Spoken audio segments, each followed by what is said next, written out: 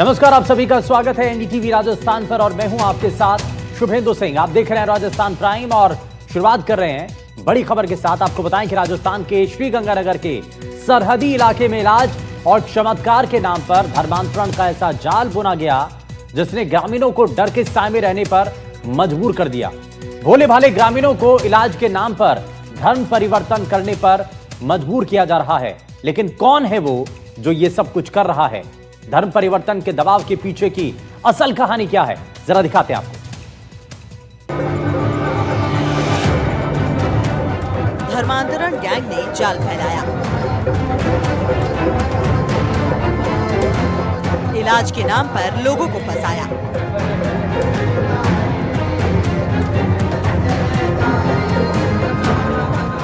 डराया, धमकाया, धर्म परिवर्तन कराया। गांव पर मंडराया धर्मांतरण का साया।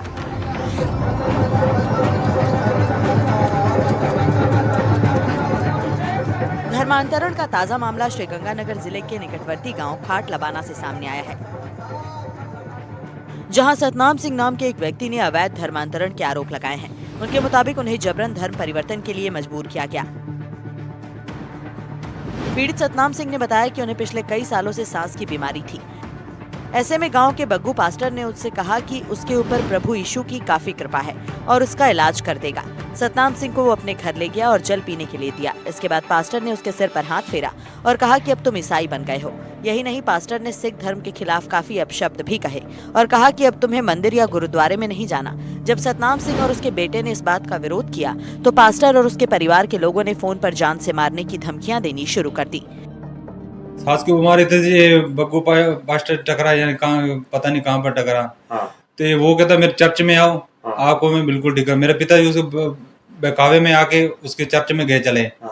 चर्च में गए चले से उसने कुछ जल वगैरह दिया और उसने जो सिर पे हाथ रख के मंत्र वगैरह बोलने लग गया अपने भाषा में। से ईसाई हो चुके हो, आपको अपना धर्म छोड़ना पड़ा, अब ईसाई में आ चुके हो।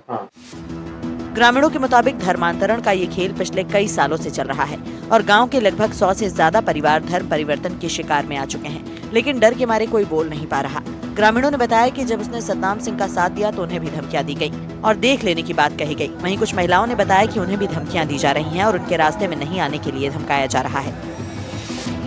बग्गू पास्टर के छोटे भाई अमरीक सिंह ने बोला कि आपने ये क्या चन चढ़ा रखा है, आपके पति उनके साथ क्यों गए हैं, उधर थाने में सारा दिन रहे हैं। हमने कहा नहीं, वो काम पे थे, उनको मतलब बुलाया गया था इसलिए गए थे, ऐसे नहीं गए थे। बोले नहीं, वो सारा दिन थाने में रहे, हम देख लेंगे आपको। मामले की जानकारी मिलने पर विश्व हिंदू परिषद के धर्म प्रचारक कैलाश नुकवाल भी मौके पर पहुंचे और उन्होंने बताया कि ग्रामीणों में काफी डर का माहौल है और ये धर्म परिवर्तन का खेल पिछले कई सालों से जारी है। उन्होंने बताया कि इस तरह का खेल खेलने वाले पादरी बॉर्डर इलाके से लोगों को अपना शिकार बनाते हैं ताकि इनका ब्रेन वॉश किया जा सके और देश की सुरक्षा के खिलाफ इन्हें खड़ा किया जा सके। ये जितनी बॉर्डर पट्टी है उसके ऊपर एक सोची समझी रणनीति के तहत सारा धर्मांतरण का खेल चल रहा है बड़े पैमाने पर। और जब से मुझे लगता है कि नया कानून आया है, धर्मांतरण विरोधी जो कानून आया, उसको लेकर मेरे को लगता है शायद लोगों में कहीं ना कहीं विश्वास जागने लगा है। और यहाँ बॉर्डर इलाके में तो हमने कल जब देखा यहाँ पे तो लोगों से बातें सुनी तो बहुत ज़्यादा धर्मांतरण का कार्य चल रहा है और कहीं ना इसमें प्रशासन का फेलियर भी कह सकते हैं। वहीं इस मामले को लेकर जब पास्टर के घर हमारी टीम पहुंची तो वहां पर ताला लटका हुआ मिला। जानकारी के मुताबिक पास्टर के बेटे को पुलिस ने गिरफ्तार कर लिया है, लेकिन बाकी लोग फरार हैं। कल हमारे पास पीड़ित के द्वारा परिवाद दिया गया था। उस परिवाद पे हमने एफआईआर दर्ज कर ली है और इस पर हम जो भी इसमें संलिप्त होंगे इस तरह के प्रकरण में उनके विरुद्ध विधिक कार्रवाई शीघ्र ही अमल में लाएंगे। हालांकि राजस्थान सरकार ने धर्मांतरण को लेकर सख्त कानून बनाया है, लेकिन राजस्थान के सरहदी इलाकों में धर्मांतरण का ये खेल बेहद शातिराना है। धर्मांतरण कराने के लिए आरोपी जिस तरह बेरोक-टोक धर्मांतरण को बढ़ावा दे रहे हैं, उससे तो यही लगता है कि उन्हें कानून का खौफ नहीं है। ऐसे में सुरक्षा एजेंसियों को बड़ी कार्रवाई करने की जरूरत है, क्योंकि धर्मांतरण के इस खेल को अगर जल्द खत्म नहीं किया गया तो इससे देश की सुरक्षा भी दांव पर लग सकती है। एनडीटीवी राजस्थान के लिए श्रीगंगानगर से कुलदीप गोयल की रिपोर्ट।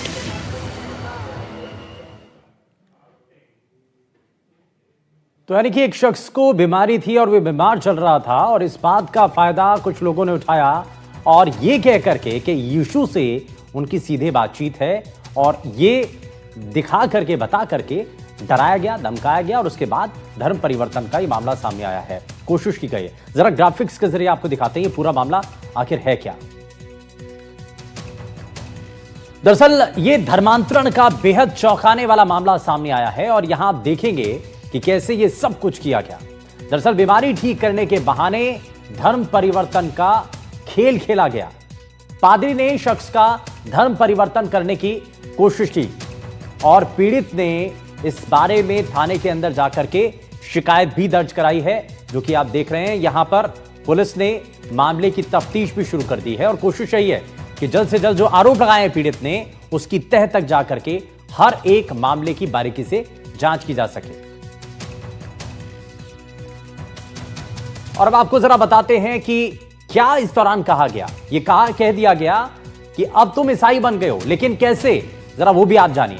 दरअसल सतनाम सिंह काफी समय से बीमार थे और उनकी इसी बीमारी का फायदा गांव के पादरी ने उठाया। पादरी बग्गू सिंह ने पीड़ित को बहकाया और दावा किया कि प्रभु यीशु की उसके ऊपर विशेष कृपा है, वो उनकी बीमारी को जल्द ठीक कर देगा। सतनाम सिंह ने अपनी रिपोर्ट में भी बताया। सतनाम सिंह थाने में गया, वहां पर जाकर शिकायत की और अपनी रिपोर्ट में बताया कि आरोपी बग्गू सिंह उन्हें अपने घर ले गया, अभिमंत्रित जल कह करके कुछ पीने को दिया और सतनाम सिंह ने झांसे में आकर के वो जल पी लिया। पादरी ने सिर पर हाथ फेरा और उसके बाद घोषणा कर दी, पीड़ित से कहा कि अब तुम ईसाई बन गए हो। दिन में 3 बार ईसाई प्रार्थना का फरमान तक सुना दिया। हिंदू धर्म ना मानने और प्रसाद ना खाने को भी कह दिया। वहीं हिंदू धर्म के खिलाफ अपमानजनक बातें तक कही गई। यह भी सतनाम सिंह की एफआईआर के अंदर शामिल किया गया है। वहीं जयपुर के एसएमएस अस्पताल में अग्निकांड को लेकर लगातार सुरक्षा पर सवाल उठ रहे हैं। एनडीटीवी की पड़ताल में अब ऐसी सुरक्षा कमी सामने आई जो बेहद गंभीर है। जानकारी के मुताबिक अस्पताल प्रशासन को लगातार हादसे की आशंका को लेकर लेटर लिखे जा रहे थे और इसके बावजूद प्रशासन ने आंखें मूंद रखी थी।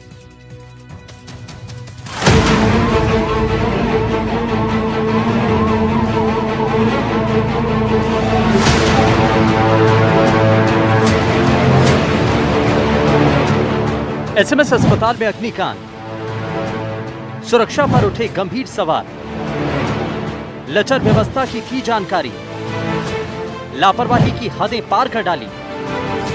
जयपुर के एसएमएस अस्पताल में हुए अग्निकांड ने हर किसी को झकझोर कर रख दिया। एसएमएस अस्पताल के ट्रॉमा सेंटर के आईसीयू वार्ड में रविवार रात जो आग लगी उसने 6 लोगों की जिंदगियां छीन ली। हादसे के बाद मृतकों के परिजनों में शोक की लहर है। वहीं लापरवाही को लेकर तमाम सवाल उठ रहे हैं। इस बीच अब जो बड़ा खुलासा हम करने जा रहे हैं वो बेहद चौंकाने वाला है। जी हां, लापरवाही ऐसी कि आप कहेंगे कि हद ही कर दी। दरअसल अस्पताल में हुए अग्निकांड को लेकर एक चौंकाने वाली खबर सामने आई। जानकारी के मुताबिक हादसे से 1 महीने पहले ट्रॉमा इंचार्ज डॉक्टर अनुराग धाकड़ ने उच्च अधिकारियों को 3 बार हादसे की आशंका जताते हुए पत्र लिखे थे, लेकिन कोई कार्रवाई नहीं हुई। डॉक्टर धाकड़ ने सबसे पहले 8 सितंबर को एसएमएस अस्पताल अधीक्षक को पत्र में निर्माणाधीन न्यूरो ओटी के कारण ट्रॉमा सेंटर के ऑपरेशन थिएटर के बोर्ड और दीवारों में करंट आने की शिकायत की और अनहोनी की आशंका जताई। इसके बाद 9 सितंबर को फिर एक पत्र में करंट से बड़े हादसे की चेतावनी दी। वहीं 1 अक्टूबर को नर्सिंग सुपरिटेंडेंट ने भी विद्युत पैनल क्षतिग्रस्त, बड़ा हादसा संभव लिखा, लेकिन कोई कदम नहीं उठाया गया। इसके बाद हादसे के 2 दिन पहले यानी 3 अक्टूबर को डॉक्टर धाकड़ ने अधीक्षक डॉक्टर सुशील भाटी को फिर से रिमाइंडर भेजा कि न्यूरो ओटी निर्माण से विद्युत पैनल, वीआरवी और डक्ट क्षतिग्रस्त हो रहे हैं, जिससे जानलेवा हादसा हो सकता है। इन शिकायतों के बावजूद अस्पताल प्रशासन समय पर नहीं चेता और फिर वही हुआ जिसका अंदेशा जताया जा रहा था। रविवार रात को लगी आग ने 6 जिंदगियां ले ली। आग लगने का कारण शॉर्ट सर्किट बताया जा रहा है। माना जा रहा है कि इलेक्ट्रिक डिवाइस में हुई किसी दिक्कत के कारण ये बड़ा हादसा हुआ। हालांकि सरकार ने दोषियों पर एक्शन लिया है, लेकिन उसके बावजूद विपक्ष सरकार पर हमलावर है और लापरवाही को लेकर गंभीर सवाल उठा रहा है। ये तो कल कह चुके हैं, रोज त्रासदी हो रही है इस सरकार में, हो और क्या रहा है अभी तक, और कुछ हो ही नहीं रहा। लोग क्या किसके पास जाए शिकायत लेके? शिकायत करने का कोई ठिकाना नहीं। बैंक करप्शन पैदा हो गया है, कंट्रोल नहीं सरकार का करप्शन पर, ध्यान भी नहीं उन सरकार का। एसएमएस में जो दुखांतिका हुई उसका बहुत दुख है, अत्यंत दुख है। लेकिन हमारे मुख्यमंत्री की मैं प्रशंसा करना चाहूंगा कि जिनको जो ही सूचना मिली तत्काल रातों रात वहां पहुंच गए और वहां की व्यवस्था को ठीक करने का काम किया। अस्पताल की व्यवस्थाओं में कांग्रेस ने बहुत भयंकर गलतियां की थी। मैं आपको बताऊं 2022 में उन्होंने जो एपरेटस खरीदे थे वो घटिया स्तर के थे। उन्होंने जो व्यवस्थाएं वहां पर करी थी उसमें कमीशन खोरी की गई थी, उसके कारण से ये सब घटनाएं हो रही है। आपको बता दें कि ट्रॉमा सेंटर के न्यूरो सर्जरी आईसीयू में रविवार रात करीब 11:20 पर शॉर्ट सर्किट के कारण भीषण आग लगी थी। आग तेजी से फैली और जहरीली गैसों का रिसाव होने लगा, जिससे 11 मरीजों से भरे आईसीयू में अफरा तफरी मच गई। अग्निकांड में सरकार ने बड़ा एक्शन लेते हुए एसएमएस अस्पताल अधीक्षक डॉक्टर सुशील भाटी और ट्रॉमा सेंटर इंचार्ज डॉक्टर अनुराग धाकड़ को पद से हटा दिया। अधिशासी अभियंता मुकेश सिंघल को भी निलंबित किया गया। हालांकि अग्निकांड के बाद ट्रॉमा सेंटर इंचार्ज अनुराग धाकड़ ने खुलासा नहीं किया, लेकिन अब पद से हटाए जाने के बाद उन्होंने खुलासा किया। ऐसे में उनकी विश्वसनीयता अब भी सवालों के घेरे में है। विपक्ष हमलावर है और हादसे को लेकर सरकार पर निशाना साध रहा है, लेकिन इन सब के बीच सरकार दोषियों पर एक्शन ले रही है। हालांकि अब भी सवाल बने हुए हैं कि समय रहते जरूरी कदम उठाए गए होते तो क्या ये बड़ा हादसा टल सकता था।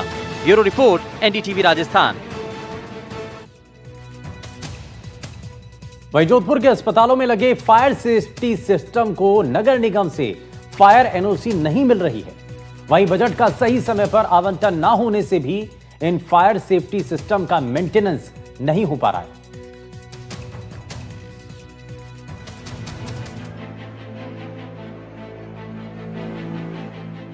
जयपुर के एसएमएस अस्पताल में हुए अग्निकांड के बाद प्रदेश भर में अब राज्य सरकार के निर्देश के बाद अस्पतालों में फायर सेफ्टी व्यवस्थाएं जांच की जा रही हैं। वहीं बात अगर जोधपुर शहर की जाए तो जोधपुर शहर में अस्पताल प्रशासन के सामने सबसे बड़ी चुनौती यह है कि भले ही अस्पतालों में फायर सेफ्टी उपकरण लगे हुए हों, लेकिन उन्हें नगर निगम से फायर एनओसी नहीं मिल रही है। वहीं मेडिकल कॉलेज प्रिंसिपल द्वारा लगातार पत्राचार किया जा रहा है, लेकिन उन्हें बजट समय पर न मिलने के कारण से फायर सेफ्टी मेंटेनेंस और उपकरण लगाने में दिक्कतों का सामना करना पड़ रहा है। हालांकि सोमवार को हुए घटनाक्रम के बाद केंद्रीय पर्यटन एवं संस्कृति मंत्री गजेंद्र सिंह शेखावत द्वारा जिला प्रशासन को निर्देशित कर फायर व्यवस्था जांचने के लिए कहा गया था और कमियों में सुधार की बात कही थी। निश्चित रूप से ऐसे विषय की जांच सरकार के स्तर पर होगी। जो कोई भी अगर कहीं किसी का दोष है तो मुझे लगता है कि ये व्यक्तिगत दोषारोपण या राजनीतिक टिप्पणी करने का विषय नहीं। It is a point of self introspection and to introspect our assets. हमारी खुद की व्यवस्थाओं का एक बार पुनः जायजा लेने का विषय। क्या कारण था, क्यों आग लगी, मैं अभी उस पर टिप्पणी करूं तो बहुत जल्दी होगी। अभी तो हम सब लोगों को मिलकर के प्रार्थना करनी चाहिए कि जो लोग पीड़ित हैं उनको स्वास्थ्य लाभ मिले, हम कैसे उनको बचा सकते हैं। निश्चित रूप से एक प्रक्रिया है, उसके तहत जांच भी होगी। वहीं मेडिकल कॉलेज के प्रिंसिपल बीएस जोधा के मुताबिक समय पर बजट नहीं मिल पा रहा है और फायर एंड मेंटेनेंस का पूरा काम पीडब्ल्यूडी देख रहा है, लेकिन पीडब्ल्यूडी के कर्मचारियों की उपस्थिति सुनिश्चित करने के लिए आने वाले दिनों में अब उनसे भी बायोमेट्रिक हाजिरी लेकर उन पर निगरानी रखी जाएगी। अस्पतालों में एक नोडल अधिकारी भी बनाया जाएगा जो इन सब पर निगाह रख सके।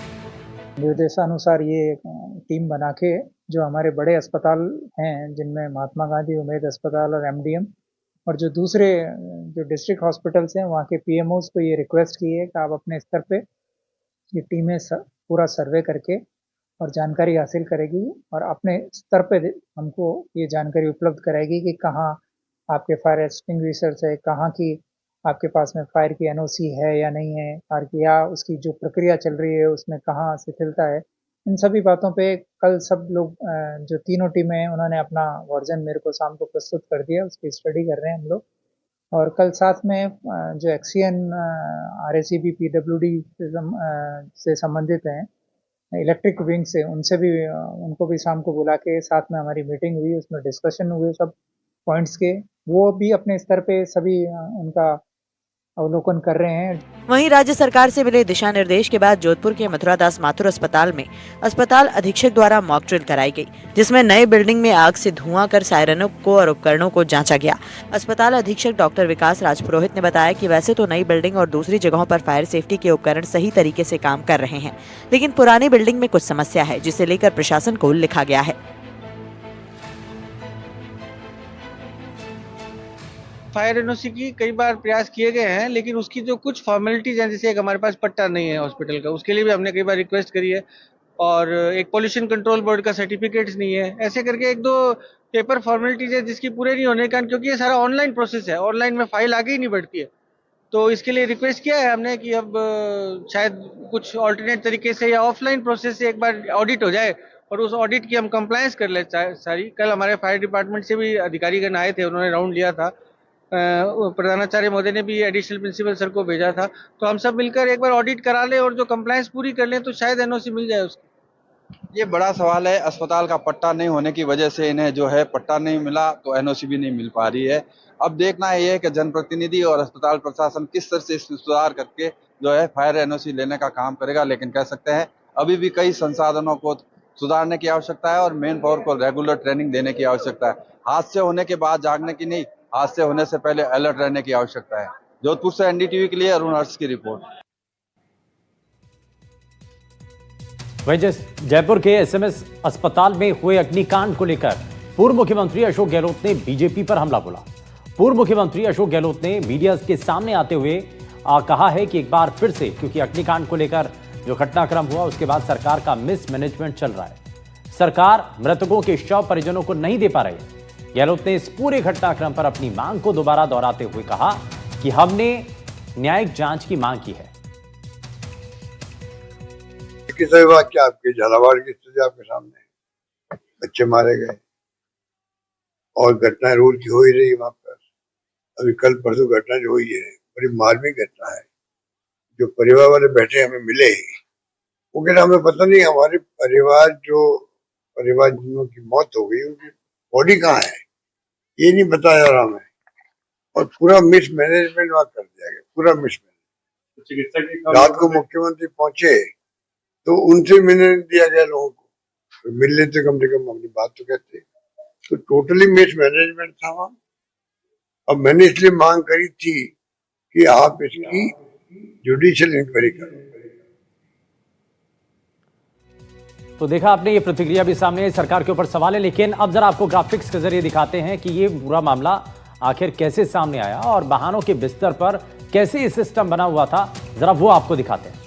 दरअसल 8 महीने से ये जो आग है वो सुलग रही थी और ये चिंगारी वहां पर दिखाई दे रही थी। ट्रॉमा सेंटर ने 4 बार, क्योंकि वहां पर चिट्ठी लिखी गई थी और एसएमएस के अधीक्षक को ये चिट्ठी लिखी गई, दीवार में करंट आने का इस चिट्ठी के अंदर जिक्र भी किया गया था और इलेक्ट्रिक बोर्ड में करंट आने की भी बात थी। 4 बार चिट्ठी लिखने के बाद भी इस पर कोई कार्रवाई नहीं की गई और सबसे बड़ी परेशानी की बात यही है। लेकिन आईसीयू में मौत को दावत देने का यह मामला जरा कैसे सामने आया वो भी आपको दिखाते हैं। दरअसल आईसीयू में ही स्टोर भी बनाया हुआ था और आईसीयू में ही स्टोर मानक के खिलाफ है। स्प्रिट और रुई के लिए अलमारी जरूरी होती है और आईसीयू में 15 लीटर स्प्रिट रखा हुआ था। शॉर्ट सर्किट से रुई से आग पकड़ने की बात सामने आई और स्प्रिट में ब्लास्ट से आग में तेजी आ गई। फॉल सीलिंग में आग से जानलेवा धुआं बन गया। तो ये कुछ चीजें आईसीयू में कैसे अचानक से इतना बड़ा हादसा हो जाता है वो आपको दिखा। लेकिन आगे कुछ और चीजें भी हैं, सवाल हैं कई। सवाल ये कि आखिर 4 बार चिट्ठी लिखने के बाद भी एक्शन क्यों नहीं हुआ, ये अपने आप में बड़ा सवाल है। सवाल ये भी कि ट्रॉमा सेंटर की चिट्ठी की अनदेखी क्यों की गई। दीवार में पहले भी करंट था, फिर भी आखिर चुप्पी साधे क्यों रहे। क्या हादसे का इंतजार किया जा रहा था। अफसरों को दौरे में ये खामियां क्या कभी नजर नहीं आई जो अब सामने आ रही हैं। लेकिन 2 किलोमीटर सचिवालय से दूरी है एसएमएस अस्पताल की, लेकिन फिर भी बेपरवाही। स्वास्थ्य विभाग के अधिकारियों के दौरे क्या सिर्फ दिखावा है और बहानों के बिस्तर पर बेपरवाही की नींद आखिर कब तक चलती रहेगी, ये सवाल है। वही खबर डीडवाना के कुचामन से, जहां व्यापारी की हत्या मामले में धरना जारी है और रात में भी बड़ी संख्या में लोग धरने पर बैठे। पूरा शहर बंद और इमरजेंसी सेवाएं भी ठप हैं। कुचामन पुलिस थाने के सामने लोगों ने जाम लगा दिया, आरोपियों के एनकाउंटर की मांग कर रहे हैं और एनकाउंटर नहीं होने तक पोस्टमार्टम से इनकार कर दिया। माहौल बेहद तनावपूर्ण है और पुलिस प्रशासन फिलहाल अलर्ट मोड पर है।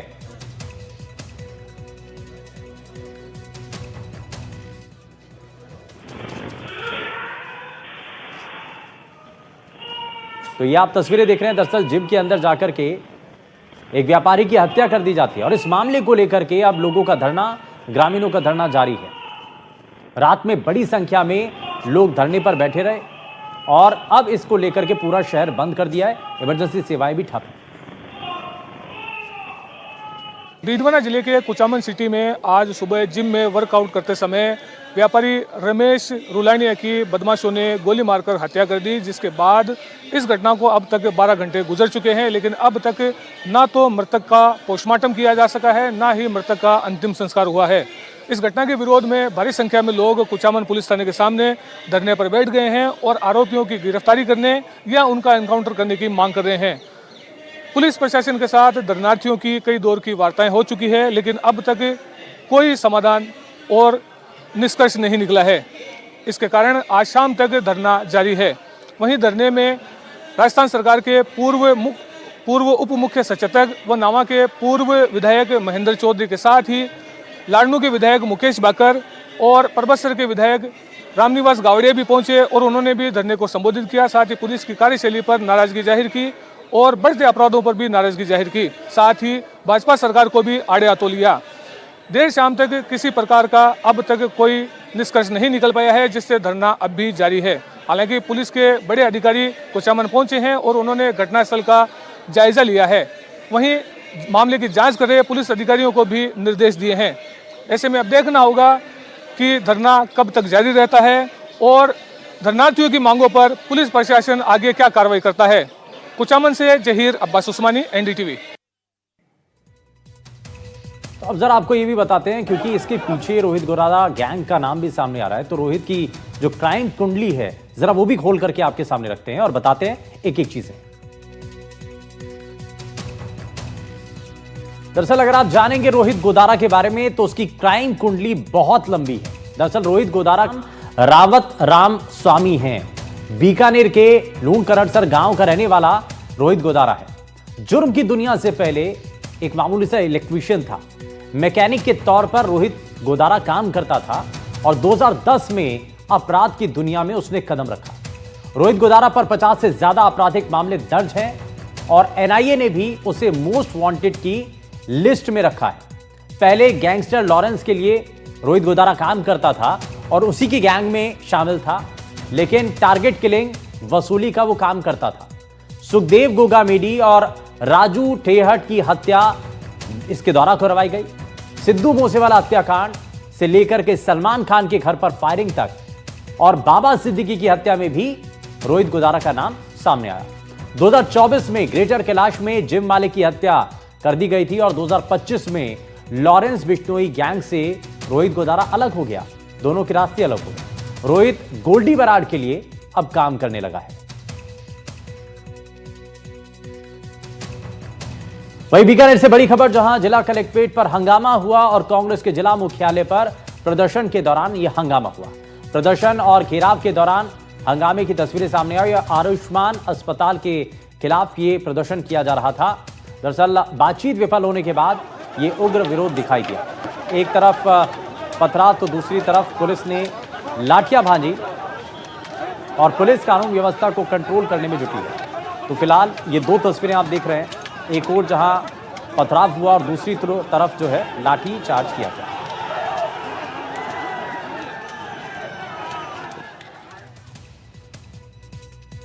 और चित्तौड़गढ़ जिले के निम्बाहेड़ा उपखंड क्षेत्र के भीलों की भागल में मंगलवार को आंगनवाड़ी केंद्र की छत का प्लास्टर गिरने से एक मासूम घायल हो गए। प्लास्टर गिरने का यह मामला प्रदेश स्तर तक पहुंच गया। नेता प्रतिपक्ष टीकाराम जूली के सोशल मीडिया हैंडल एक्स पर आंगनवाड़ी केंद्र की घटना से जुड़ी एक पोस्ट सामने आई। उन्होंने अपनी पोस्ट में लिखा कि बिनोता निम्बाहेड़ा में आंगनवाड़ी केंद्र के जर्जर भवन से प्लास्टर और मलबा गिरने से कई मासूम बच्चों के घायल होने की खबर है। ये बेहद दुखद और हृदय विदारक है। टीकाराम जी जूली का ट्वीट मैंने भी देखा। और मुझे बड़ा दुख है इस बात का कि राजस्थान की गरिमामयी विधानसभा के वो विपक्ष के नेता हैं और विपक्ष के नेता बिना जानकारी लिए अगर इस तरह सरकार को बदनाम करने के लिए ट्वीट करते हैं तो निश्चित रूप से निंदनीय है। मैं खुद स्वयं वहाँ आंगनवाड़ी जहाँ पर चल रही थी वहाँ जाके आया हूँ, उस बच्ची से मिल के आया हूँ, उस आंगनवाड़ी की छत भी देख के आया हूँ जिसका छोटा सा प्लास्टर उखड़ा है। एक भी बच्चे को नहीं लगी, सिर्फ एक बच्ची को जो आंगनवाड़ी कार्यकर्ता थी उसकी बच्ची को हल्की सी चोट आई, उसकी पट्टी कर दी, वो बच्ची खेल रही कूद रही है, उसका वीडियो भी मैं आपको प्रेषित कर दूंगा। निम्बेड़ा ब्लॉक की बिनोता ग्राम पंचायत की बागल द्वितीय जो आंगनबाड़ी है उसमें छत का प्लास्टर गिरने की जो घटना हुई है उसमें आंगनबाड़ी कार्यकर्ता द्वारा जो है वहाँ 13 बच्चों को जो है पढ़ाया जा रहा था। प्लास्टर गिरने से जो है एक बच्ची को सामान्य गुड़िया भील जिसका नाम है उसको सामान्य सी चोट आई है, बाकी 12 बच्चों को किसी प्रकार की कोई चोट नहीं आई है। गुड़िया भील जिसको चोट आई है उसका भी प्राथमिक उपचार कर दिया गया है, वो भी अभी अच्छे से खेल रही है और किसी प्रकार की कोई गंभीर चोट किसी को भी नहीं आई है।